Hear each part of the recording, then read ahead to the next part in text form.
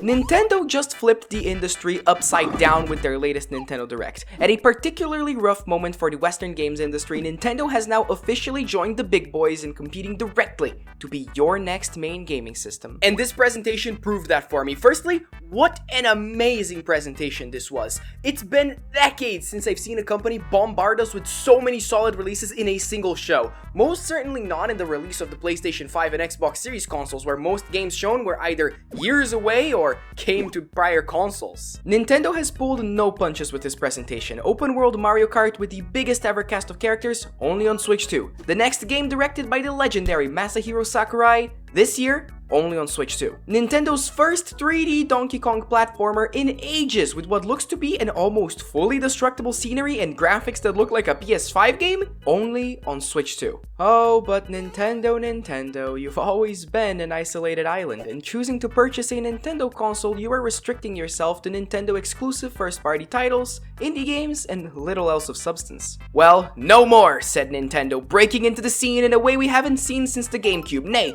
N64, no, Super Nintendo days.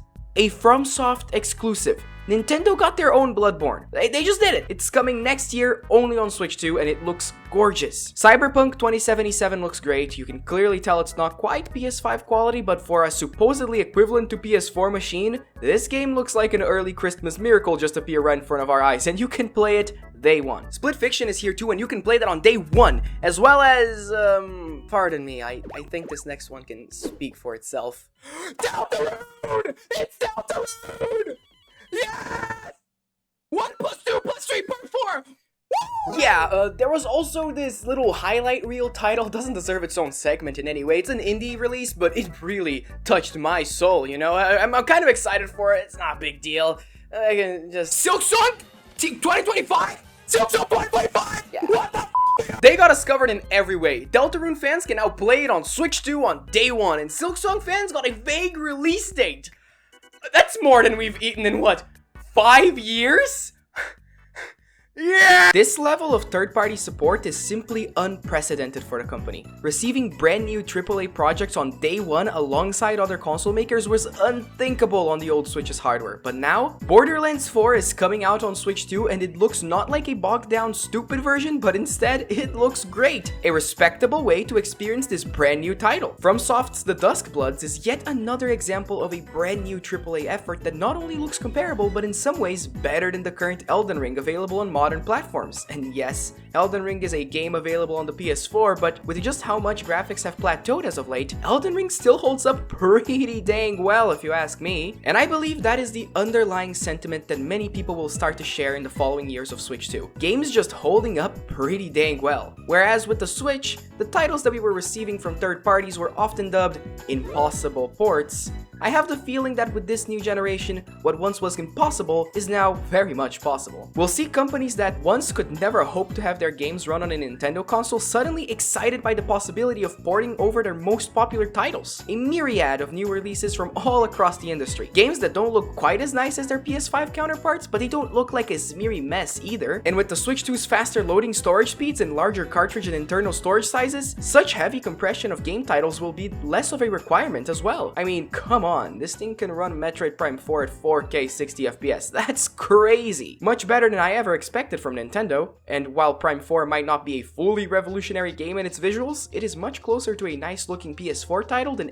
anything coming out of the 360 era. And I'm willing to bet that is just what they needed. A solid, competent machine that's not top of the line in specs, but also not so far behind to where it's irrelevant halfway through its generation. And trust me, I don't think the Nintendo Switch 2 will be irrelevant halfway through this generation. A quick look at Steam's most popular hardware, games, and resolutions shows us that Switch 2 fits neatly slightly above that line. And while it will, as every piece of technology does, slowly inch its way down as games become more complex, the rate that this will be happening at has now become so slow, noticeable performance gains so minimal, that we're set for a long time. So place yourself in the shoes of Nintendo's competitors, Sony and Microsoft, or rather, Sony and Steam at this rate, since Microsoft seems to have thrown in the towel to focus on their own game publishing endeavors. The current Steam Deck is priced equivalently to a Nintendo Switch 2, but won't play its exclusives until someone figures out how to emulate the thing, but I suspect that even then, given the additional hardware cost that emulation incurs, I doubt Switch 2 titles will work very well on a Steam Deck. It targets a different, more niche audience and provides you with a much more fairly priced, cheaper games than Nintendo. Yes, we'll get to that. On top of being a computer, you can take on the go, but for as much as those who have seen the light of PC want to tell you that this is the future, unfortunately for the masses, it just isn't. Steam just isn't at the level to directly compete with the larger console manufacturers, and they don't seem to want to try, focusing instead on growing their platform base by spreading SteamOS to other handheld PCs, creating a community of Steam PC gamers as we slowly move away from Windows towards Linux-based gaming. So Sony, the last major competitor to Nintendo's business model. With the Switch 2, Nintendo has finally stepped up to play directly against their competitor. Switch 2 games, while not as graphically intensive as PS5 titles, can now look like modern, current-gen experiences that bring exciting gameplay features such as massive integrated open worlds and destructible sceneries to the palm of your hands. All of this at comparable prices to a PlayStation 5. That's right, on day one you can go ahead and pick up your Switch 2 for $4.99 because you don't want to go for the base set,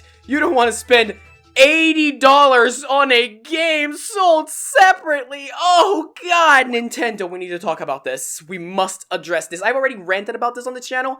It is maddening. It is infuriating that you're pushing this price tag at this moment, and they should be ashamed of it. People need to rightfully be pissed off about this. However, and this is not me defending Nintendo or any company that does this for that matter, this is not going to really stop Mario Kart from selling like hotcakes. Hot cakes of Mario Kart. They're gonna get away with it. And sadly, this price, it won't be a Nintendo Switch 2 thing for long, I'm afraid, so I'm not going to count it as a point against the console because I believe this isn't a Nintendo thing. They're the ones to open the floodgates, sure, the first who had the guts to do it, just like Sony was when they were the first to charge $70 for PS5 titles. And as the situation is evolving, it looks like fan pushback is indeed worse than what Nintendo possibly expected. But with American tariffs now applied to all of the countries they manufacture their consoles in and their US pre-orders delayed, it's looking likely that, at least in the United States, this price might be even higher than we thought, which could indeed cause trouble specifically for the American market, which is huge for Nintendo. But no, this price isn't going anywhere, and it is affecting Nintendo first. Since their console launch is so terribly timed, they're the ones who will face the brunt of pushback. However, if tariffs are indeed playing a part in all of this, which now we have confirmation that they are, the rest of the gaming industry could be soon to follow. All those leaks about GTA 6 being $100 at launch? Egregious, I think, but when we step back to look at it, that's a $2 billion production, a game hyped for over a decade that they know they can sell. It will cost at minimum $80, and we must be prepared to face that reality head on by either not buying it, voting with our wallets, or I guess I don't really see another way. If you're going to buy the Switch 2, do your best to try and find the bundle to get the game at a reasonable price, and when other companies inevitably start charging $80 or more for their less than stellar quality titles, vote with your wallet. Wait for a sale. Okay, back to Sony then. The PS5 is currently also $500, but you can get it with a couple of games bundled in, has better quality graphics, and for now, cheaper games. The Switch 2 provides comparable performance, a top-of-the-line handheld play experience, and gives you access to Nintendo's exclusive titles, which now include essentially Bloodborne 2. It's a much closer fight than it was in the past, and it's now reasonable to assume that if a gamer has no attachment to either brand's exclusive content, both consoles can now occupy the same space in their minds when deciding which next generation console they want to purchase. And that's not really a fair fight because, and I'm sorry for this Sony, sales data shows that there are many more people out there interested in Nintendo's exclusives than yours. Their brands are much stronger and they're actually making new games too, so there's that. Ouch. On top of that, the console offers portability, which outside of the enthusiast market is a much bigger deal than the extra performance that can often go unnoticed to the untrained eye. Assuming Nintendo's able to keep this level of third-party support moving forwards and their own releases don't stall nearly as bad as Sony's did, screw the pricing!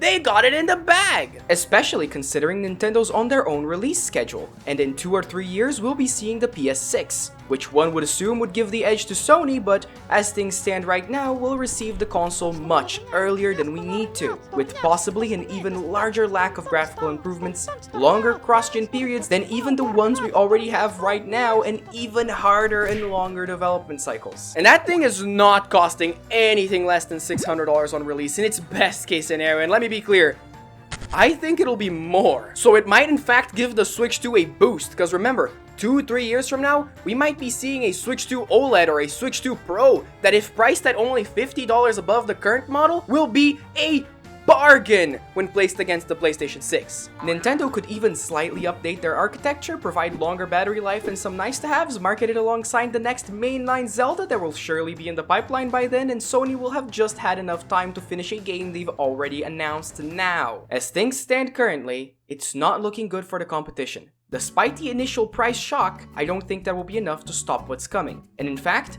I'm willing to bet Switch 2's prices won't even be the ones shocking us relatively soon. We're about to enter a brand new period in the gaming market, with PCs becoming way too expensive to directly compete against consoles. That allows prices to go up across the board without many fears from these companies. With Microsoft's effective exit from being a major competitor in the console race, Sony and Nintendo are allowed to entrench their user bases and ecosystems further than we've ever seen before. And when we look at the chessboard of the current landscape of the industry, it is becoming clear who's holding all the pieces, who's in a real tight spot, and those who chose to play a different game altogether. Thank you for watching. Like and subscribe for more Switch 2 and gaming coverage, as I'm so excited to keep talking all about it. Leave a comment telling me, where do you think the gaming industry's headed to? Are you going to keep buying games at these extortionate prices? Oh my god, these prices. Oh god. No god, I can't. I still can't believe it. I can't believe it. They did it. They actually did $80. They did $80. Or is it perhaps time to sail the high seas? And of course, have a wonderful day. Goodbye!